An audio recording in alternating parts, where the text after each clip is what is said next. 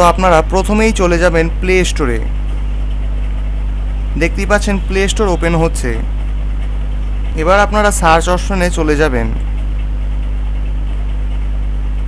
এবং লিখবেন proton VPN. দেখতেই পাচ্ছেন সার্চ হচ্ছে। এবার এখানে দেখতেই পাচ্ছেন প্রোটন ভিপিএন এসে পড়েছে।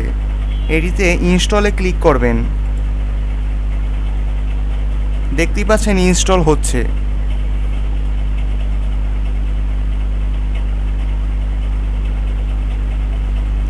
দেখতেই পাচ্ছেন সফটওয়্যারটি ইনস্টল হয়ে গেছে। এবার আপনারা এটি ওপেন করবেন।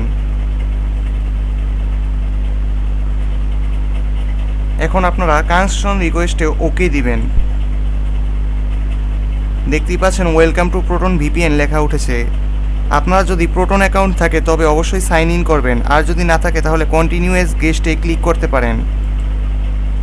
আমি কন্টিনিউ এজ গেস্টে ক্লিক করছি, যেহেতু আমার প্রোটন অ্যাকাউন্ট নেই। এখানে সময় নেবে,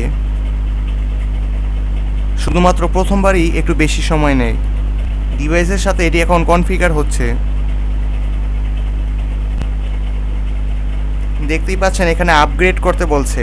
এখানে আপনারা নট নাও দিয়ে দিবেন। এবার আপনারা দেখতে পাচ্ছেন এখানে কানেক্টের অপশন রয়েছে, এখানে ক্লিক করবেন।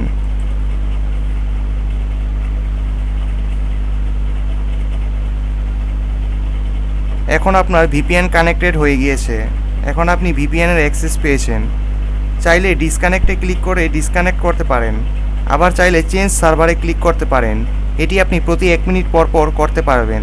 চেঞ্জ সার্ভারে ক্লিক করলে আপনার ভিপিএন সার্ভারটি পরিবর্তন হয়ে যাবে। দেখুন,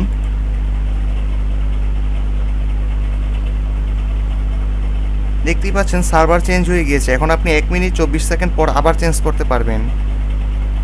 আজকের ভিডিওটি ছিল এই বিষয়ের উপরই। যদি আপনাদের ভিডিওটি ভালো লেগে থাকে তাহলে অবশ্যই সাবস্ক্রাইব করতে ভুলবেন না।